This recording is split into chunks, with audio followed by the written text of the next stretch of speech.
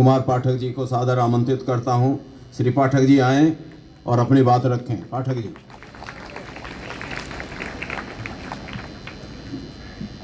आदरणीय प्रधानाचार्य महोदय,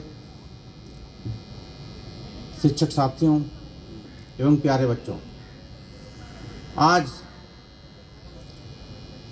23 दिसंबर सन 1902 में तत्कालीन मेरठ जनपद के नूरपुर ग्राम में एक महामानव का जन्म हुआ, जिनको हम आगे चल कर के चौधरी चरण सिंह के नाम से जाने। ऐसे महामानव के जन्मदिवस को मनाने के लिए, उनको अपने विद्यालय परिवार की तरफ से श्रद्धांजलि देने के लिए आज हम लोग यहाँ पर इकट्ठे हुए हैं। माँ सरस्वती के इस पावन मंदिर में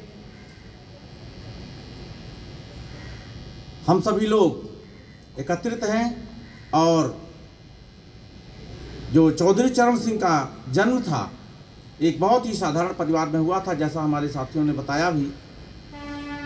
इनके पिताजी श्री मीर सिंह थे और इनकी माताजी का नाम श्रीमती नूतन कौर था। ये लॉ ग्रेजुएट हुए और गाजियाबाद से अपनी प्रैक्टिस प्रारंभ की। उसी समय से ही इनके बर्ताव में, इनके व्यवहार में कुछ अलग झलकता था। कई बार जज के सामने भी इस तरह की प्रतिक्रियाएं चौधरी साहब ने दी। ये उत्तर प्रदेश के मुख्यमंत्री थे। उस समय का एक वाकया, हम लोग तो तब थे ही नहीं, लेकिन बताते हैं कि एक बार ये साधारण वेश में, किसान के वेश में थाने पर पहुंच गए, ये जानने के लिए कि जब पब्लिक थाने पर जाती है तो उसके साथ कैसा बर्ताव होता है। और जब वो गए वहाँ तो FIR नहीं लिखी जा रही थी। अपनी गाड़ी को और जो सिक्योरिटी थी उसको बहुत पीछे इन्होंने छोड़ दिया था और साधारण वेश में थाने पर जब पहुँचे तो वहाँ पर जब देखा कि यह स्थिति है तो थोड़ी देर के बाद उन्होंने इशारा किया और पूरे थाने को जो है उनकी सिक्योरिटी या उनके आदमियों ने कवर कर लिया और जो भी वहाँ पर पुलिस थी वो भौचक्की रह गई। और उसके कारण कई बार इस तरह से उन्होंने किया कि जिससे आम पब्लिक की सुनवाई सरकारी महकमे में होने लगे। ये चौधरी चरण सिंह जी 28 जुलाई 1979 को भारत के 5वें प्रधानमंत्री पद के रूप में शपथ ली और महज 7 महीने का कार्यकाल इनका प्रधानमंत्री के तौर पर रहा।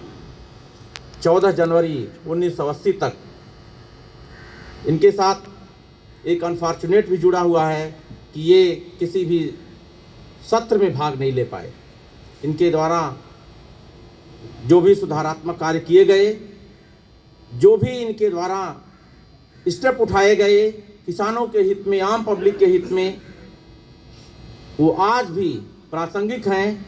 इसीलिए आज के दिन को पूरे भारत में किसान दिवस के रूप में भी मनाया जाता है।